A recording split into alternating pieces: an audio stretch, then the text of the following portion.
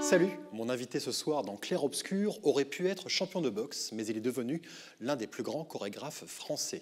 C'est lui le premier à avoir porté la danse hip-hop sur les scènes les plus prestigieuses. Ses spectacles attirent des centaines de milliers de spectateurs au point qu'on le surnomme le nouveau Béjart. Et pourtant, il a commencé à danser dans les cages d'escalier d'une cité de la banlieue lyonnaise. Mourad Merzouki, bonsoir. Bonsoir. Alors nous sommes chez Harcourt et justement je viens de parler de Béjart, donc je voulais vous montrer une photo de Maurice Béjart faite ici chez Harcourt. Pourquoi, d'après vous, vous surnomme-t-on le nouveau Béjart? D'abord, c'est pour moi un extrême... c'est un honneur. Je suis extrêmement touché et sensible par cette comparaison, évidemment. Je pense qu'on incarne l'un et l'autre ce désir de partager la danse avec le plus grand nombre. On imagine des chorégraphies pensées pour tous. On est à un endroit peut-être de partage, de générosité.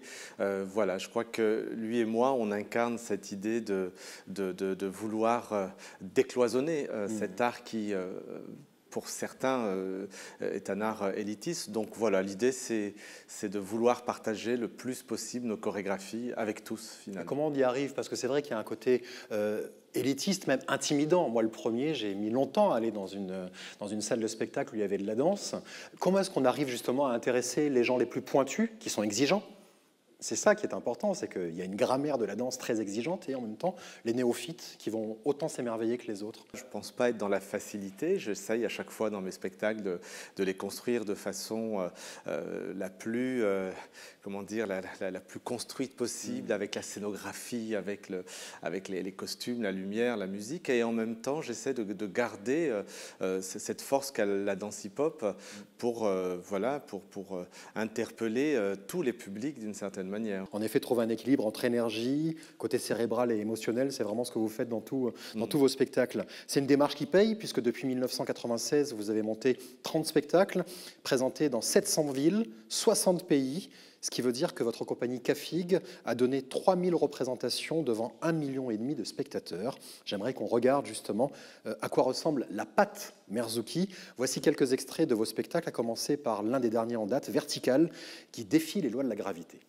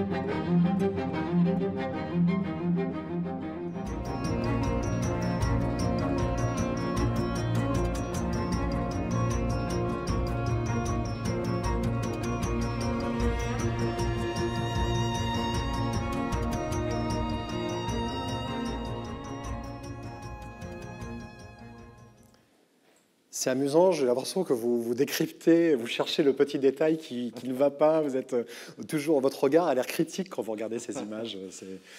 C'est sûr qu'on est. Enfin, j'aime bien à chaque fois dans les spectacles, oui, dans les propositions que je fais, d'aller toujours chercher à faire évoluer la pièce. Et puis, c'est toujours étonnant de revoir comme ça les projets à l'image. Ça vous a plu ce que vous avez vu là? Ah oui, c'est sûr que ça me touche parce que là, on est reparti loin. En 1998, c'était il y a quelques années maintenant. On a fini avec les images avec Pixel, un spectacle absolument éblouissant. Il a tourné dans 26 pays. 368 représentations, une création que vous avez faite avec les artistes numériques Adrien Mondo et Claire Barden. Est-ce qu'on peut dire que la rencontre, c'est vraiment au cœur de votre méthode de travail?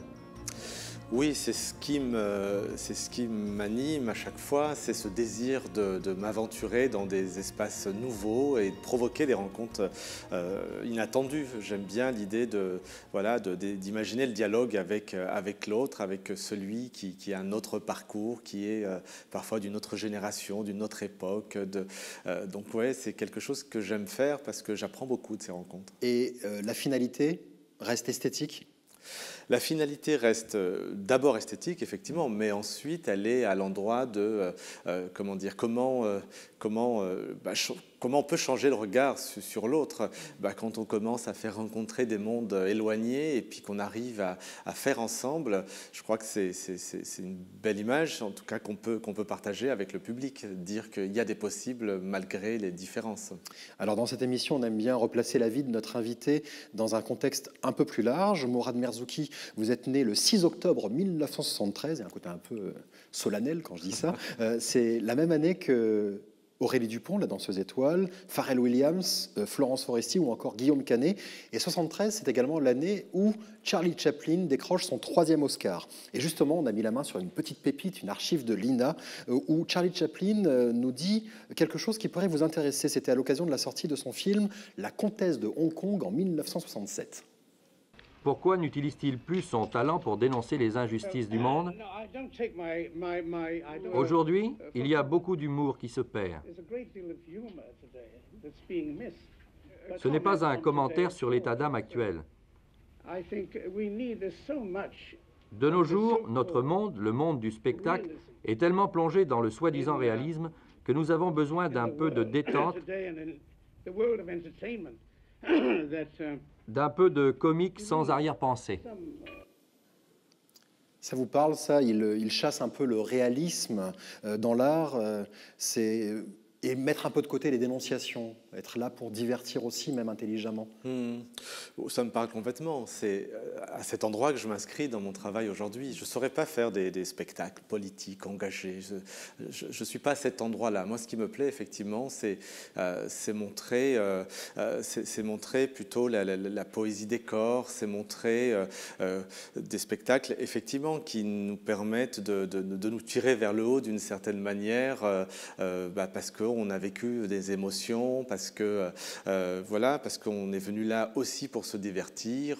Je pense que ça, je le dois à mes débuts dans le cirque et j'aimais effectivement cette évidence du spectacle et j'incarne ça aujourd'hui et je suis bien à cet endroit-là. Je pense qu'on en a besoin et peut-être plus encore aujourd'hui, malheureusement. Vous avez grandi dans la banlieue lyonnaise, à Saint-Priest, dans une fratrie de 7 enfants, avec un père ouvrier. Il faisait les 3-8 chez Renault, une mère au foyer. Quel souvenir est-ce que vous gardez de cette prime enfance? Je garde des beaux souvenirs quand même. Je dis quand même parce que ça n'a pas été facile toujours. Je suis né à Lyon et effectivement, adolescent, de par mes origines, ça n'a pas toujours été fluide, évident. Et la boxe, le cirque, la danse après m'a beaucoup aidé, m'a beaucoup encouragé, m'a donné le recul, la distance nécessaire pour me construire.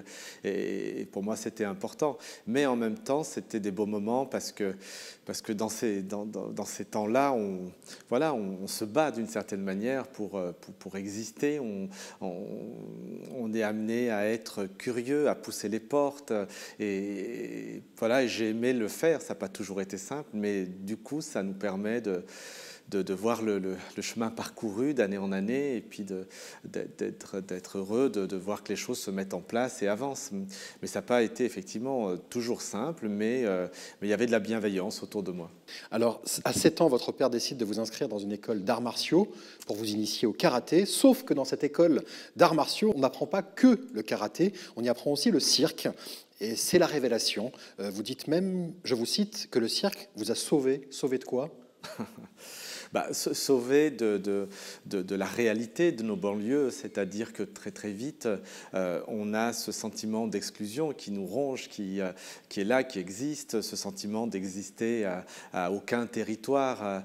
Et ça, c'est violent quand on est ado, de sentir qu'on n'a pas réellement sa place dans le pays où on est né, dans le pays où on vit. C'est pas facile, et on peut très très vite effectivement faire fausse route.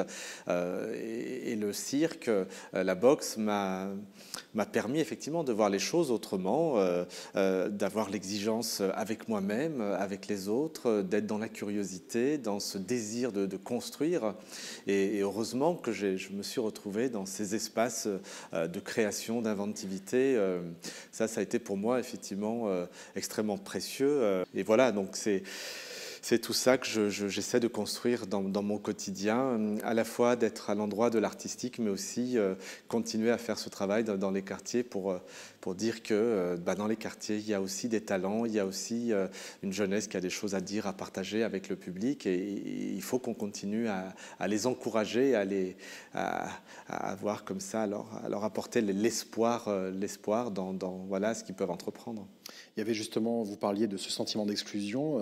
Il y a eu ce reportage, les caméras de TF1 sont venues à votre école de cirque, une école extrêmement cosmopolite, et vous tombez par hasard sur cette émission, tous à la une, et vous reconnaissez votre école, vos professeurs, sauf que tous les élèves sont blonds aux yeux bleus. Donc là, c'est une vraie blessure quand on est enfant. Ça confirme un sentiment qui existait déjà? Oui, complètement. Oui, c'est une réalité qu'on a vécu avec les copains. C'est extrêmement dur à vivre, ça c'est sûr. C'est brutal. C'est brutal, complètement. Et donc, à la fois, soit on baisse la garde et on tombe dans une spirale où c'est compliqué de se relever, soit au contraire, on se dit, il faut faire, il faut prouver, il faut construire et voilà. Au début, votre pratique du cirque restera une passion secrète vis-à-vis de vos parents, une passion que vous partagez avec votre ami de toujours, Kader Atou, qui est aussi devenu un grand chorégraphe. Son père faisait les 3-8 avec le vôtre chez Renault. Kader dit que ses parents, qui sont musulmans et pratiquants, chez eux, la danse était perçue comme quelque chose d'impur. Vous-même, est-ce qu'à l'époque, avec la danse, quand vous avez commencé, vous avez eu le sentiment un peu de trahir vos parents parce que ça se faisait un petit peu en cachette? Est-ce qu'il y avait ce sentiment? Oui, ce sentiment de ne pas être compris surtout. J'ai des parents qui m'ont encouragé dans ce que je faisais, dans ce que j'entreprenais, mais en même temps, comme la plupart des parents dans les quartiers, avec cette peur que leur fils prenne le mauvais chemin. Donc il y a bien sûr cette inquiétude. Et puis il y a aussi le fait que je viens d'une famille où culturellement, le monde du spectacle, de la danse, c'était pas quelque chose qu'on avait à la maison d'une certaine manière. Mon père m'emmenait pas voir un opéra, un concert plus petit. Donc c'est sûr qu'il y avait quelque chose il y avait un véritable décalage. Donc j'ai dû user de toute stratégie pour que à terme, ils me fassent véritablement confiance dans ce que je faisais. De toute façon, rassurez-vous, peu d'enfants sont emmenés par leurs parents voir un opéra, quel que soit le milieu culturel. Dans cette école de karaté et de cirque, vous pratiquez également la boxe. Alors pour ça, pas de problème, aucune nécessité de se cacher de ses parents. Et je propose qu'on regarde une archive de quelqu'un que vous avez, je crois, beaucoup admiré, le grand Sly. On est en 79. Après avoir connu la gloire comme boxeur, Sylvester Stallone, devenu réalisateur pour son premier film, s'attaque au monde pourri du catch dans les quartiers pauvres de New York lors des années 50. Ce qui m'intéresse, c'est partir d'éléments très brutaux, très agressifs et les transformer pour en faire une sorte de ballet. On a tourné ces derniers temps beaucoup de films très sérieux, importants, intellectuels, ce qui est bien. Mais je crois qu'il faut aussi faire des films moins intellectuels. Mais il leur faut plus de cœur, plus de sensibilité, plus de sentiments, et c'est ce que j'aime faire. Je vois vos yeux qui brillent, hein. Ça fait toujours ça quand on voit Stallone, hein. Ça rappelle plein de souvenirs.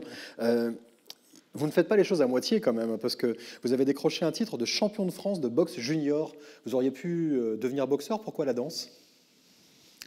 Oui, j'étais passionné de boxe, j'en ai fait très longtemps et la boxe m'a aidé à me construire. Il y a une telle exigence avec le corps, il y a beaucoup de pression, mais quand on est boxeur, effectivement, on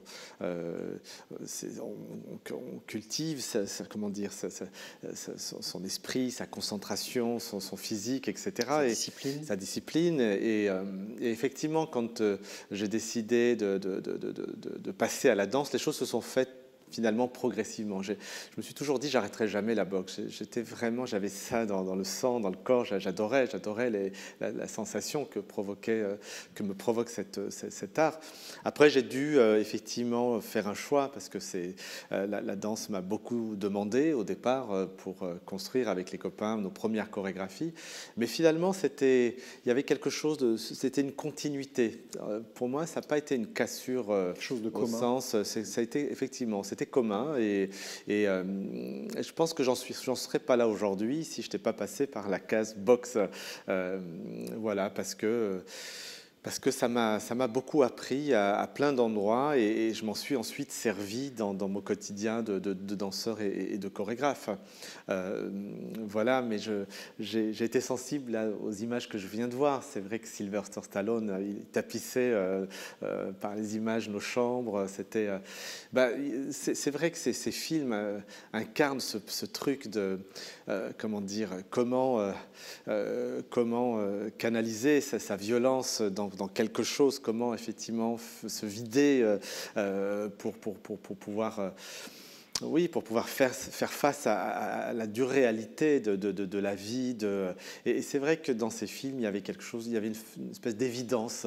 C'était, je trouve, des films qui, voilà, sur lesquels on pouvait s'appuyer parce qu'il y avait les difficultés de la vie, de la société. Et puis, il y a cette perspective un jour de devenir champion, de devenir quelqu'un, de devenir reconnu, de devenir...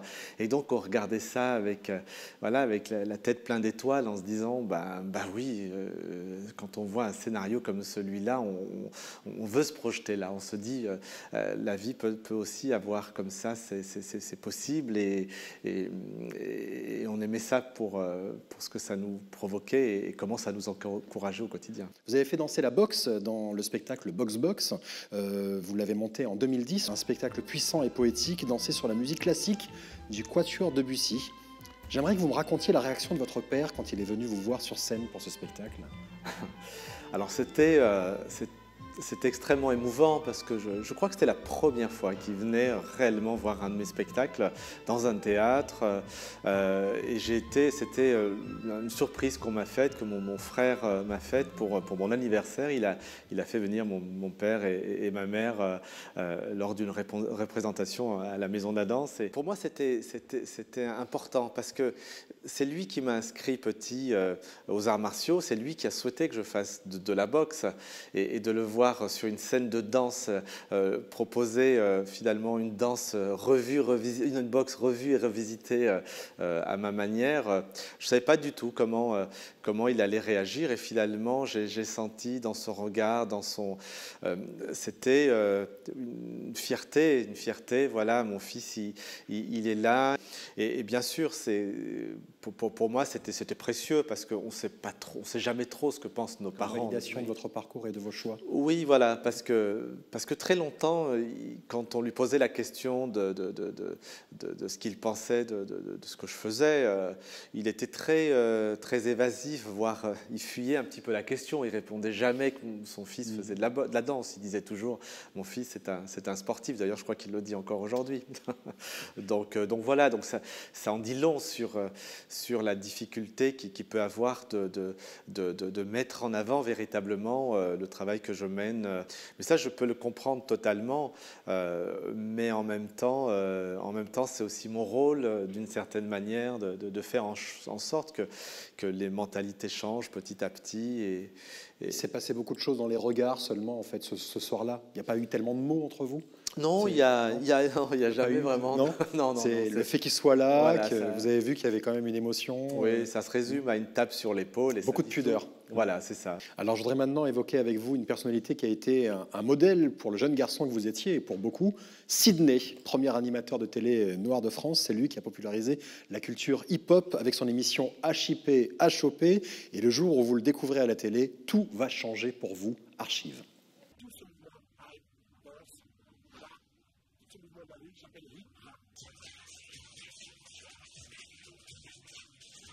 Ça, c'est un truc international.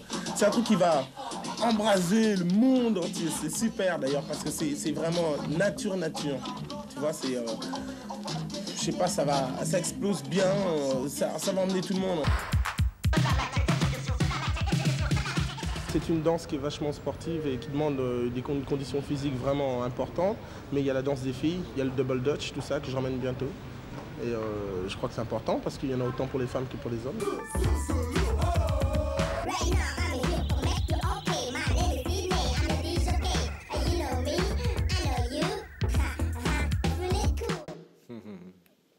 Qu'est-ce qu'il représentait, Sidney, pour le gamin de Saint-Priest ?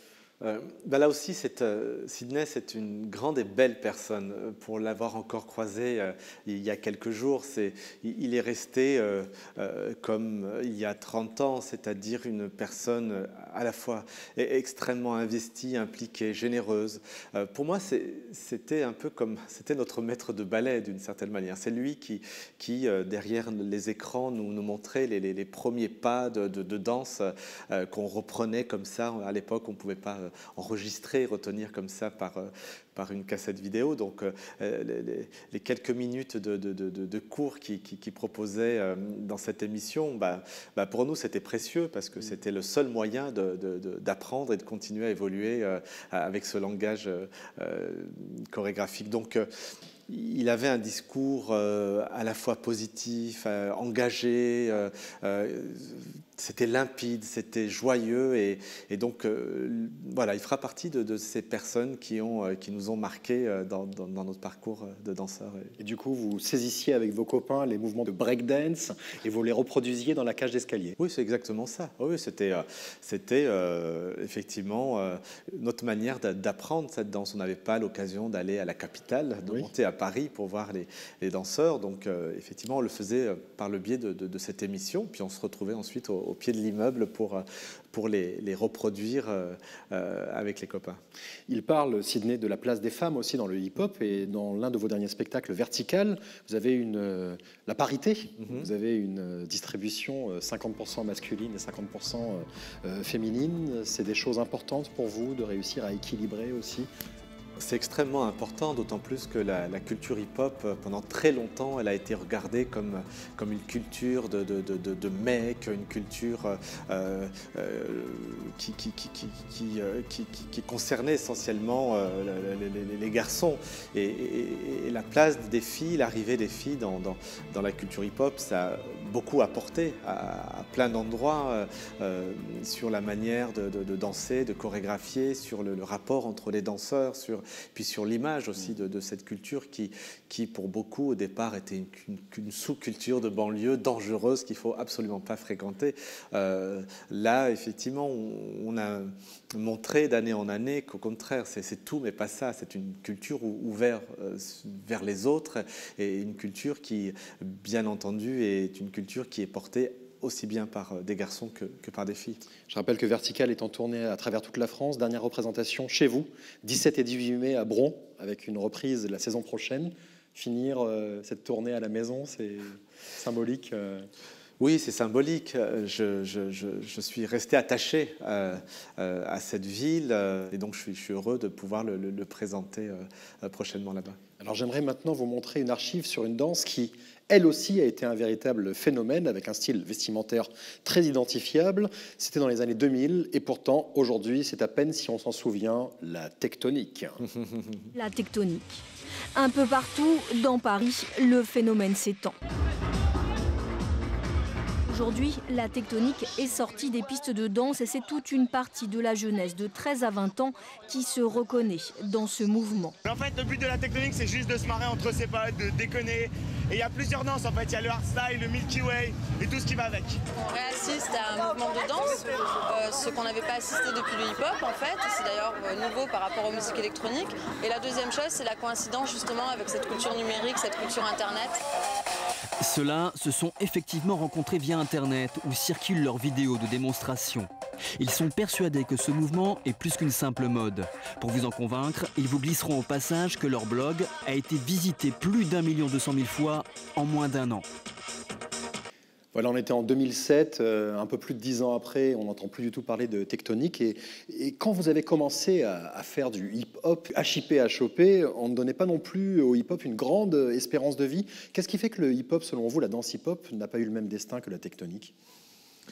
Je crois que le hip-hop a su évoluer dans différents endroits d'une certaine manière. C'est-à-dire ce qui fait la singularité de cette danse, de cette culture, c'est que le hip-hop aujourd'hui continue dans la rue, continue dans les battles, dans la compétition, mais aussi il a su trouver sa place dans les théâtres. Ceux qui portent, qui incarnent cette danse n'hésitent pas à se remettre en question, n'hésite pas à prendre des risques. Et le fait que le hip-hop soit partout, et du coup, il se renouvelle, il nous surprend. Voilà, je crois qu'on peut saluer l'évolution de cette danse parce qu'effectivement, on aurait pu rester dans le quartier et à tourner sur la tête ou à faire nos figures. Et je pense qu'effectivement, en faisant cela, ce serait arrêté, ce serait comment dire, perdu. Mais le fait de continuer à se remettre en question d'année en année, le hip-hop a continué à évoluer, à continuer à surprendre. Et puis il y a un public qui vient voir les spectacles de hip-hop parce qu'il voit bien que les propositions qui sont faites par les chorégraphes sont à chaque fois surprenantes, inattendues. Et voilà, c'est ce qui fait la force de cette danse.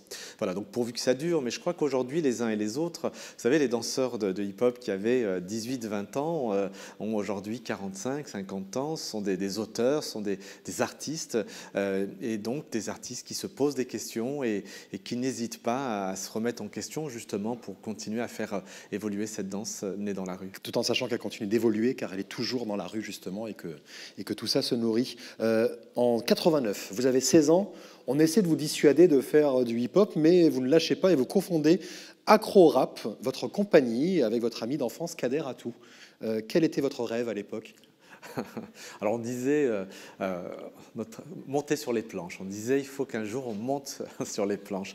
Avec Kader, Eric d'ailleurs et Shaoki, on était 4 au départ et c'est vrai que notre rêve c'était d'être reconnu comme n'importe quel autre artiste avec nos spectacles. Voilà, donc c'était vraiment, on a commencé de façon totalement archaïque. On imaginait nos chorégraphies au pied de nos immeubles, mais on avait ce rêve de pouvoir être dans un théâtre et danser pour le public. Sortir de la cage d'escalier pour aller vers quelque chose de plus reconnu dans la lumière. Les études, ce n'était pas trop votre tasse de thé. Vous allez passer 2 BEP. Alors, un de magasinier, mais j'aimerais m'attarder sur celui d'imprimerie parce qu'il y avait une idée derrière la tête. C'était dans le but d'imprimer vos affiches de spectacle, c'est ça ? Ça avait tout, effectivement.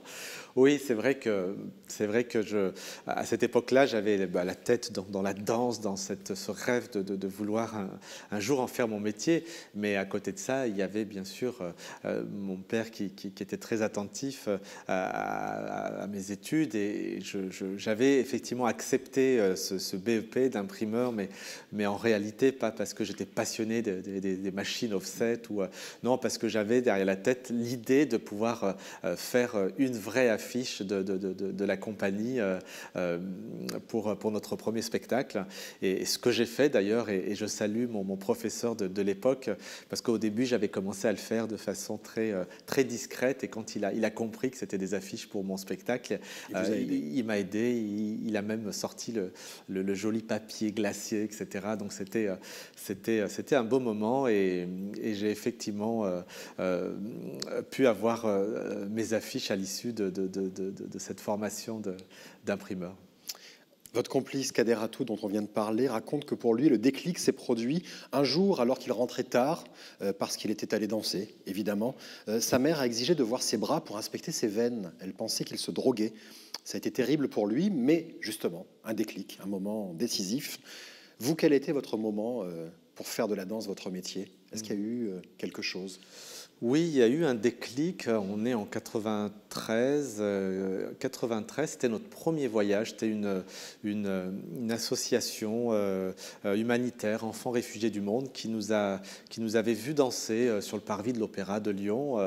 On était dans nos débuts, et qui est venu nous voir en nous disant: est-ce que vous seriez d'accord pour venir transmettre votre danse dans les camps de réfugiés? Et ça se passait en ex-Yougoslavie, précisément à Zagreb, en Croatie, au moment de la guerre. Et donc nous, c'était notre premier grand voyage où on quittait le territoire pour aller danser ailleurs. Et on se retrouve dans ces camps de réfugiés avec des Bosniaques, des Serbes, des gens qui avaient vécu l'atrocité de la guerre.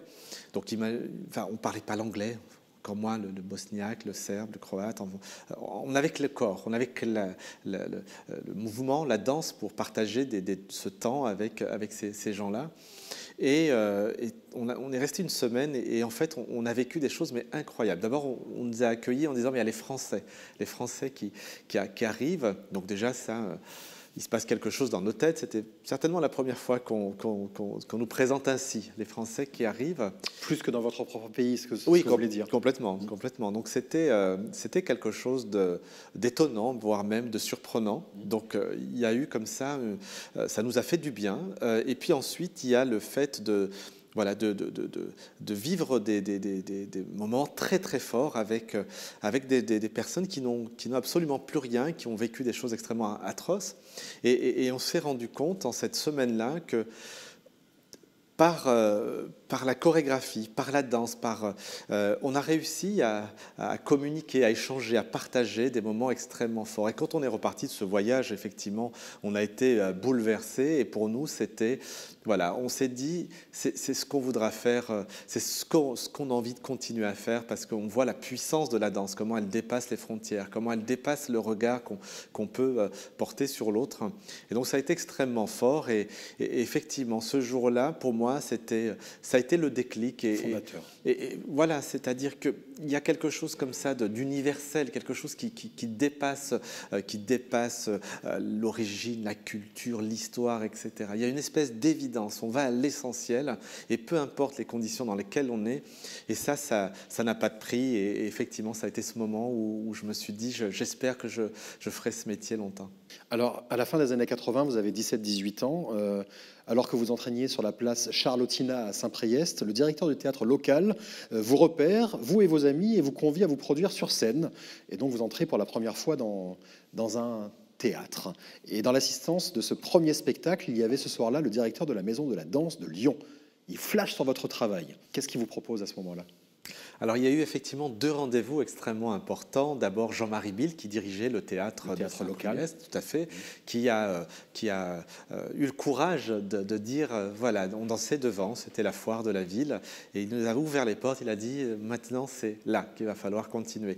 Donc c'était courageux, parce que cette époque-là, ça n'existait pas, même pas en rêve, d'une certaine manière, de voir ces gamins passer la porte du théâtre. Et puis effectivement, ensuite, Guy Darmet, qui dirigeait la Maison de la Danse et la Biennale de Lyon, un grand homme de la danse, a entendu parler de nos acrobaties, de notre démarche, et il est venu nous voir. Et ça a été très très vite, parce qu'il nous a tout de suite fait confiance et proposé de venir danser dans le cadre de la Biennale de la Danse à Lyon. Alors ce qu'il faut savoir, c'est qu'à cette époque-là, c'était les grands chorégraphes mondialement connus qui étaient programmés, et de nous retrouver projetés projeter comme ça au milieu de ce réseau de chorégraphes, de ce public. Donc c'était pour nous, voilà, c'était le rêve de gosse qui commençait à prendre forme, tout à fait. Donc je suis extrêmement reconnaissant par ces personnes qui nous ont, dès le départ, fait confiance et accompagnés dans ce qu'on était en train de construire, gamin. On a retrouvé une archive de cette époque qui devrait vous plaire. Autant les fameux journalistes de TF1 dont on parlait tout à l'heure, vous avez en quelque sorte invisibilisé, autant quelques années plus tard, un reportage télé vous sera consacré. Et je pense, on est sur FR3, que c'est votre première télé. Aujourd'hui, ils sont 5. Ils ont à peine 20 ans et veulent donner une image positive de la banlieue. C'est pourquoi les accro-rappeurs rejettent l'esprit rap jugé trop agressif. On essaye d'éviter de dire qu'on est des rappeurs, qu'on est des breakers, qu'on est des smurfers, parce que tout de suite, y a un problème de communication par rapport aux autres. Ce soir, sur la scène du Centre culturel de Saint-Priest, des jeunes de la ville feront le spectacle. Ce sont les accro-rappeurs. Bien que devenus vedettes, ils aiment, après des heures de répétition et leurs études, retrouver la pelouse de leur début où ils encadrent des stages pour jeunes rappeurs. Ce sont les idoles des jeunes. À partir de là, donc on a commencé sur cette pelouse pour arriver sur une scène. Donc beaucoup de jeunes espèrent un peu faire pareil, donc commencer un peu sur une pelouse et puis donc ensuite monter des échelons un peu comme on a fait nous, c'est-à-dire gravir étape par étape de la pelouse à la salle et de la salle à la scène. C'est vous avec les lunettes là, hein, et les cheveux. J'avais oublié que j'avais autant de cheveux sur la tête. Oui, effectivement, c'était notre première télé.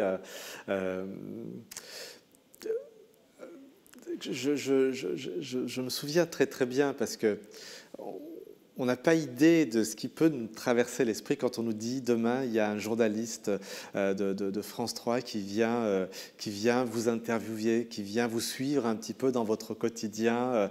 Ben là, ça prend forme, c'est-à-dire qu'il y a le média qui vient s'intéresser à ce que l'on fait.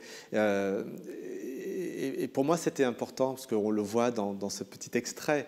On est à l'endroit de qu'est-ce qui vous anime. Donc là, en l'occurrence, la danse. On n'est pas en train de filmer des gamins de banlieue qui viennent de casser une vitre de voiture pour repartir en courant avec l'autoradio.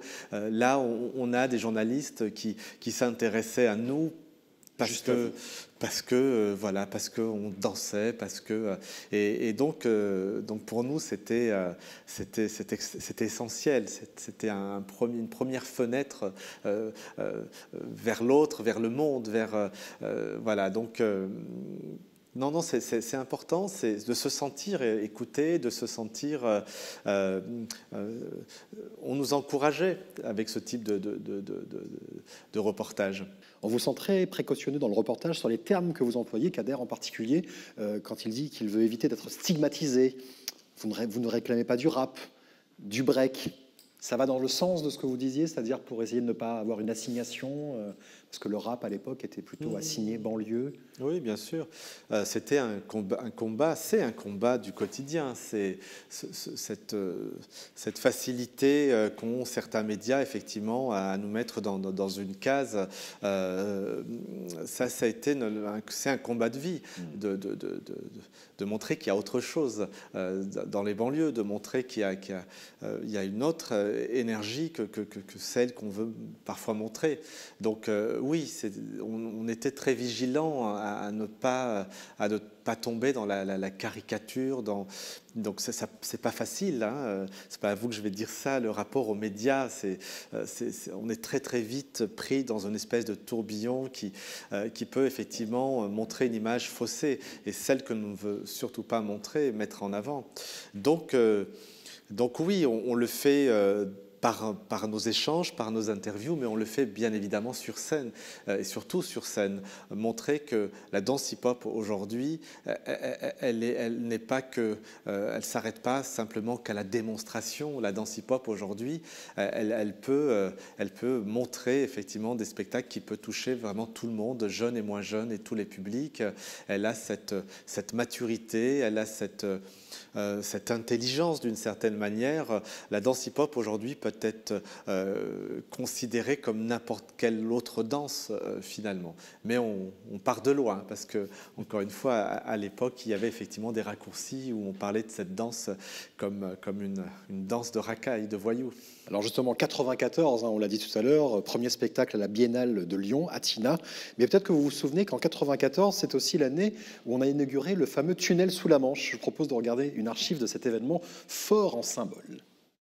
Il est 7 heures, Paris s'éveille et Londres dort encore. Une destination qui n'est déjà plus tout à fait un rêve pour les premiers passagers de l'Eurostar. 750 passagers, français, anglais, mais aussi américains et japonais, ils ont tous voulu être du voyage. Atmosphère recueillie, presque tendue lorsque le train s'ébranle, mais très vite, l'ambiance devient chaleureuse. Il y a des touristes, des fanatiques individuels et des groupes qui ont réservé, des hommes d'affaires et des curieux en tout genre.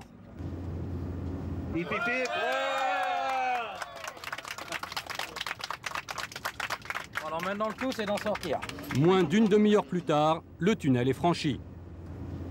3 heures et quelques minutes de voyage, l'arrivée à Londres est saluée triomphalement aux accents d'un hymne spécialement composé pour la circonstance. L'Angleterre est définitivement rattachée au continent.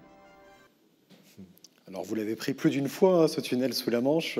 Je l'ai dit tout à l'heure, vous avez joué dans beaucoup de pays, que ce soit en Europe et dans le monde entier. Donc ce passage à la Biennale de Lyon va vous donner des ailes et vous donner l'envie de lancer une nouvelle compagnie qui est encore la vôtre aujourd'hui, K-Fig. Pourquoi ce nom qu'on trouve en allemand et en arabe, je crois? Alors pourquoi ce nom? C'était le nom de la première pièce que j'ai créée à ce moment-là, après l'aventure d'Acrorap. Et la thématique était effectivement sur l'enfermement, les frontières, ce sentiment à la fois d'être exclu, à la fois d'être dans un espace fermé. Et donc, on a choisi K-Fig parce que la distribution, les danseurs qui faisaient partie de la pièce à cette époque-là étaient soit originaires du Maghreb, soit originaires d'Allemagne. Et donc, c'était un peu notre point commun. Et j'ai ensuite décidé de garder ce nom pour la compagnie parce que c'était pour faire un espèce de contre-pied en réalité, parce que j'incarne tout, mais pas l'enfermement. J'aime l'idée d'ouverture, de rayonnement, de partage. Et voilà, donc je l'ai gardé pour faire comme un espèce de contre-pied, et puis aussi de ne pas oublier ce sentiment qui nous habitait à l'époque, ce sentiment d'enfermement, ce sentiment d'être dans une cage. Oui, parce que ça veut dire cage. Complètement. Vous ne l'avez pas dit, mais la en cage, effet, tout à fait. Ça veut dire cage en arabe et en allemand, et ça renvoie aussi à cette fameuse cage d'escalier. Je pense que c'est un tout. Alors aujourd'hui, K-Fig est l'une des compagnies à l'ADN hip-hop qui tourne le plus dans le monde. On vous demande et on vous réclame partout. Ces voyages vous servent à débusquer de nouveaux talents, du Brésil avec des danseurs issus des favelas en passant par Taïwan ou encore l'Afrique du Sud, où vous avez imaginé un spectacle avec des danseurs zoulous. Vous avez également récemment fait Danser Casa avec des danseurs de Casablanca. Et puis vous créez donc des passerelles. Il y a eu cette passerelle avec l'Algérie, dont sont originaires vos parents, où vous passiez vos vacances d'été. On voit des images d'ailleurs de Mekesh Mouchkine, un spectacle que vous avez créé, tout comme Danser Casa avec Kader Atou. Vous avez choisi des jeunes Algériens dans ce spectacle au chômage. Ça a une saveur particulière pour vous, ce spectacle, évidemment. Oui, bien sûr, parce que là-bas aussi, il y a des danseurs incroyables. En Algérie, au Maroc, en Tunisie, en Égypte aussi. C'est les derniers voyages que j'ai faits là récemment. Et là-bas aussi, il y a une belle énergie d'une jeunesse qui rêve de voyager, de partager, de montrer une autre image de ces pays. Et donc, bien sûr, j'en suis sensible parce que pour moi, il est important, effectivement, de pouvoir partager mon expérience avec cette jeunesse pour justement leur apporter une autre approche de la danse, de la scène, et pour espérer les voir aussi présenter leur chorégraphie en France ou ailleurs. C'est d'ailleurs ce que l'on fait actuellement avec ce projet Danser Casa. Donc c'est pour moi quelque chose d'essentiel, montrer une autre image de cette jeunesse, une jeunesse dans laquelle je me retrouve aussi, parce que je suis originaire d'Algérie, et de montrer cette énergie, c'est pour moi important. C'est pour moi important parce qu'effectivement, c'est une autre manière de regarder le monde arabe, surtout en ce moment, avec tout ce que l'on est en train de vivre. C'est précieux de montrer que le monde arabe, c'est pas que les images qu'on voit dans le prime time, malheureusement. Mekesh Mouchkine, dans ces casas, sont les rares collaborations avec Kader Atou de ces 20 dernières années. C'est très ponctuel, chacun a sa carrière et est très occupé. C'est quoi qu'est-ce que ça représente et c'est comment de créer des spectacles avec une telle dimension avec un pote d'enfance? Comment je vais le dire? C'est jouissif, je ne sais pas si je peux le dire comme ça, c'est-à-dire qu'un gamin à l'âge de 8 ans, 10 ans, avec Kader, on regardait l'horizon en se disant un jour peut-être, et 30 ans après, de voir tout ce qu'on est en train de vivre, comment on reconnaît notre travail. Vous imaginez le bonheur qu'on peut avoir l'un et l'autre de sentir tout le chemin parcouru et de voir que voilà, c'était pas gagné, vraiment c'était pas gagné. Et c'est vrai que c'est une histoire d'amitié, c'est une histoire qui est singulière avec Kader et on est extrêmement fiers de tout cela. Et aujourd'hui, ce qui nous importe, c'est comment la jeunesse regarde ce que l'on a fait l'un et l'autre et on espère profondément que justement ça pourra faire d'autres Kader, d'autres Mourad dans notre société, de pouvoir faire en sorte que la jeunesse peut se dire à un moment pourquoi pas moi finalement, et c'est possible complètement. Vous écoutez beaucoup de musique, je vais vous proposer notre vidéorama. Alors 4 vidéos, 4 artistes, mais évidemment, ce serait trop facile. Vous ne pouvez choisir qu'une seule de ces 4 vidéos. Alors, le Quatuor Debussy, premier quatuor opus 77 de Joseph Haydn, donc ils avaient fait la musique de Box Box. Dalida, Le Temps des Fleurs, en 69.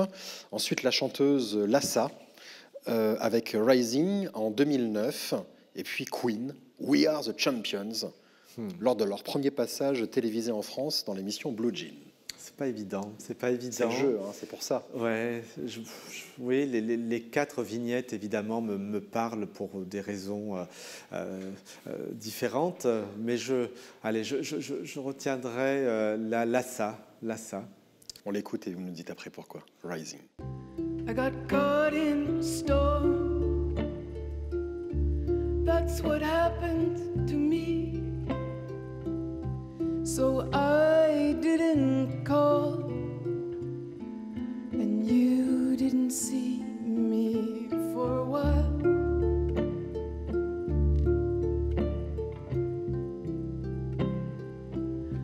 I was rising up,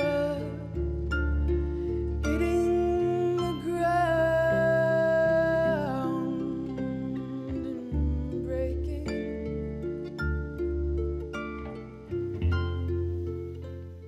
Lassa, immense chanteuse, artiste même canadienne, qui est partie trop tôt à l'âge de 38 ans. Là, c'était quelques temps avant sa disparition. Elle a marqué énormément d'artistes dans tous les domaines. Pourquoi l'avoir choisie? Qu'est-ce qu'elle représente? À la fois pour ce que vous venez de dire, effectivement, une grande artiste, grand talent, une voix qui berce, qui nous transporte, une voix qui nous permet de voyager, de prendre la hauteur dont on a tous besoin dans des moments parfois qui peut être durs, qui peut...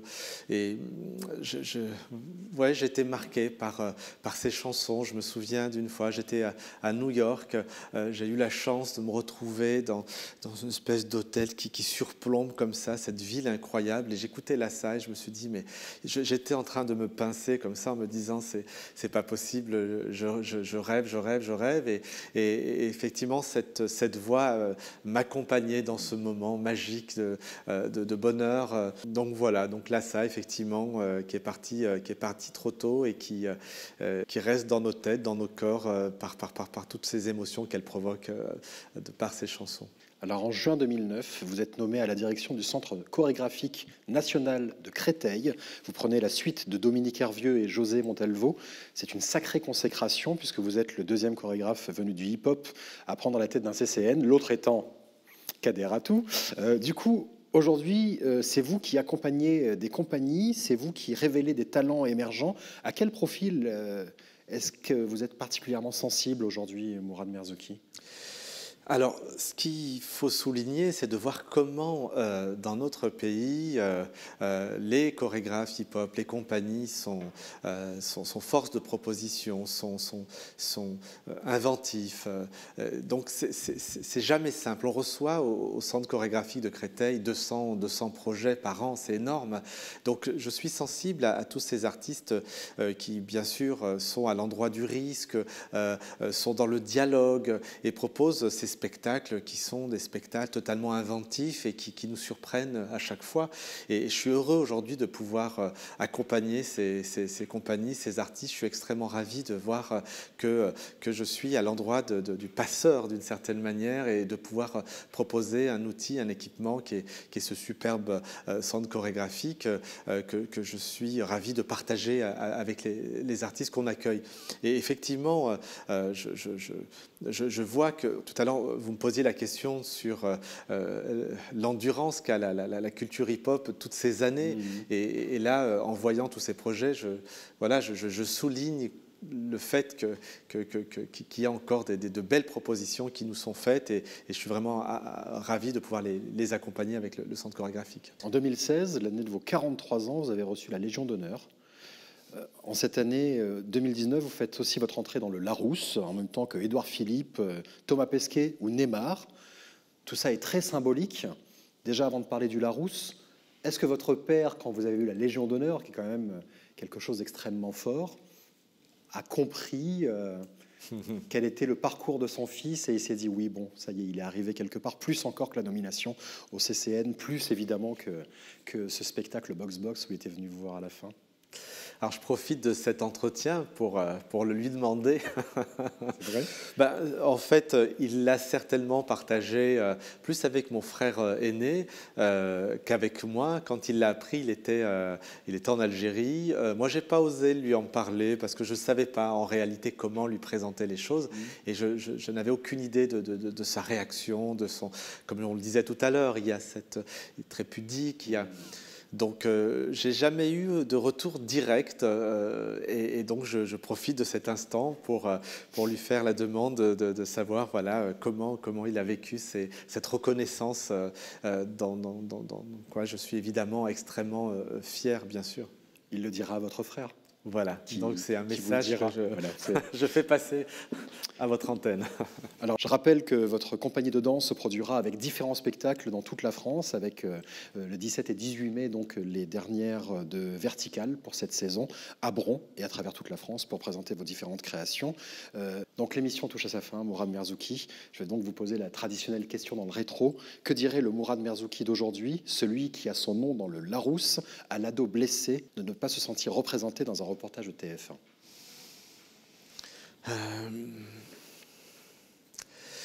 J'espère profondément qu'au travers de tout ce que je mène avec mes équipes, que ça puisse servir véritablement d'exemple et qu'on fasse davantage confiance à une jeunesse pour qu'elle puisse s'exprimer librement dans des conditions qui soient des conditions qui leur permettent de continuer à évoluer, à grandir le mieux possible. Voilà, il est important peut-être de plus en plus d'être dans la bienveillance et dans l'accompagnement d'une jeunesse qui ont vraiment des choses à partager. Merci beaucoup. Merci. Merci Mourad Merzouki.